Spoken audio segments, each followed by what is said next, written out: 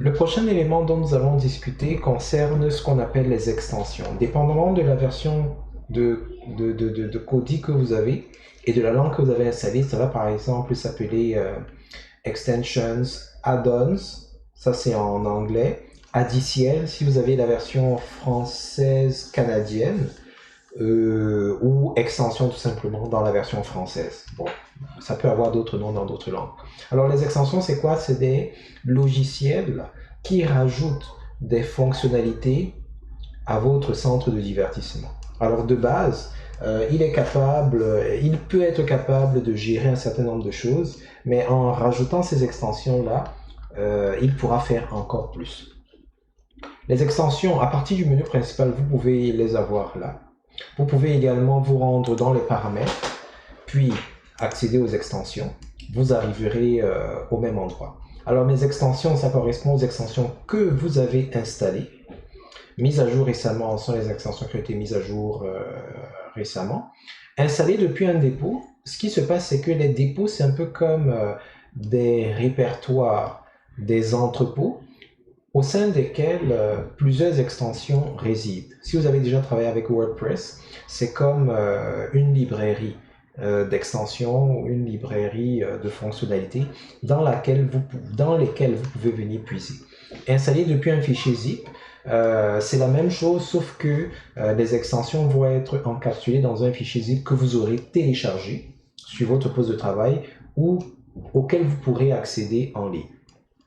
Alors, si on prend par exemple installé depuis un dépôt, vous pouvez vous rendre compte que les dépôts peuvent être regroupés par catégorie, chaque catégorie représentant un groupe d'éléments ou un groupe de fonctionnalités qui peuvent être adressées par les fameuses extensions. Alors nous avons des extensions pour l'apparence. C'est toutes les extensions qui peuvent vous permettre d'optimiser l'apparence de votre centre de divertissement pour les images, pour les jeux, la musique, etc., etc. Un peu comme WordPress, il y a des extensions pour à peu près tout. Certaines sont faites par des amateurs, d'autres sont faites par des professionnels. Vous aurez des qualités diverses. Et c'est vraiment juste en testant de temps à autre que vous aurez la possibilité de savoir ce qui est disponible et comment vous en servir. Vous pourrez également consulter des revues spécialisées qui pourront vous permettre de ne pas passer trop de temps à faire des essais et à utiliser directement les extensions qui sont les meilleures.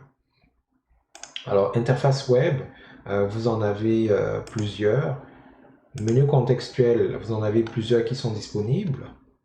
Alors ça, ce sont les extensions qui sont accessibles par défaut. Par exemple, Gizmétéo, que nous avons installé tout à l'heure, si vous vous rappelez, toutes ces extensions-là faisaient partie des options possibles. Paroles, si vous voulez récupérer les paroles des chansons, services, etc. Il y en a vraiment plusieurs.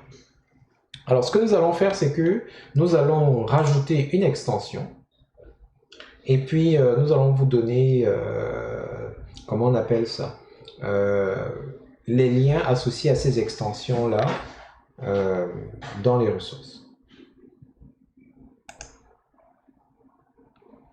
Avant de pouvoir exploiter des dépôts,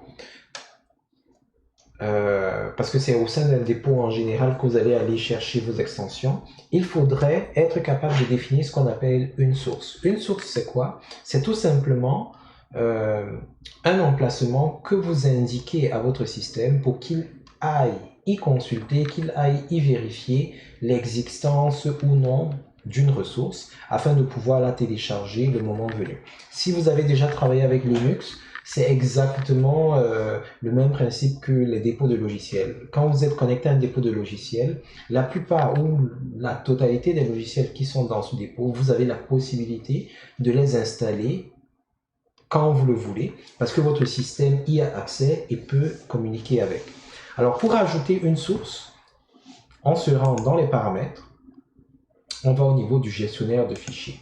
Le gestionnaire de fichiers est capable de gérer des fichiers qui sont locaux, c'est-à-dire installés dans votre environnement de travail.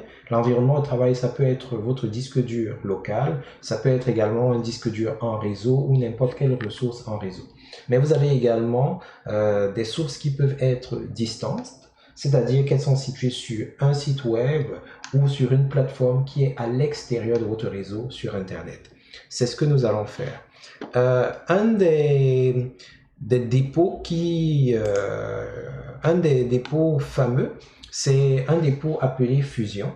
C'est dans ce dépôt-là que nous allons utiliser. Alors pour le faire, à partir de la gestion de fichiers, pour y parvenir, vous allez dans les paramètres système, puis vous prenez gestion de fichiers.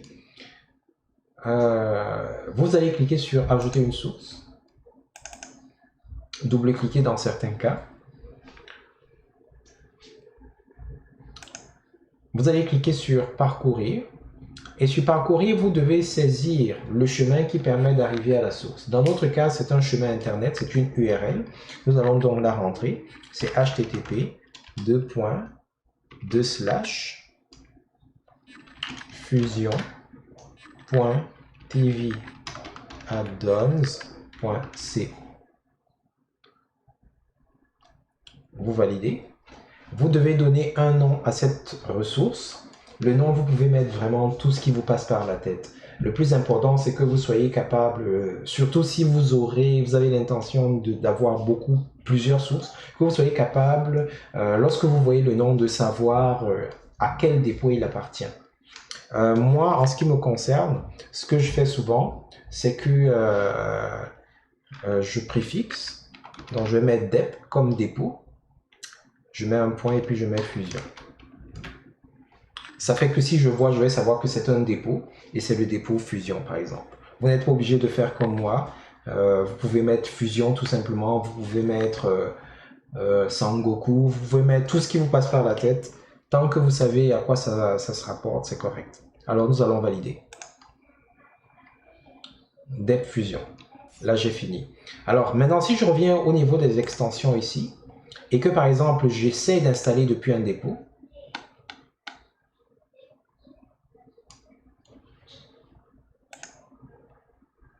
Je vais trouver ici que les informations concernant les catégories préexistantes. Si je veux exploiter la source que j'ai mise, comme elle est dans la gestion des fichiers, elle est considérée comme une source locale, un emplacement local. Donc, dans ce cas, ce serait installé depuis un fichier zip.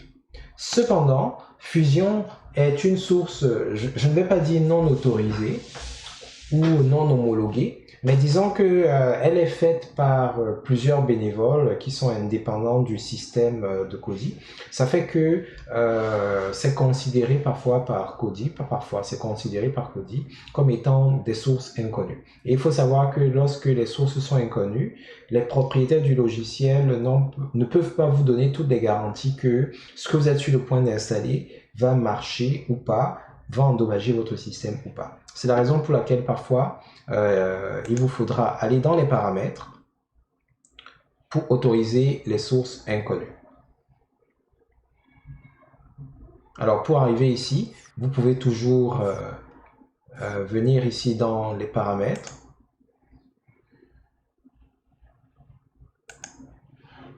Vous rendre dans système.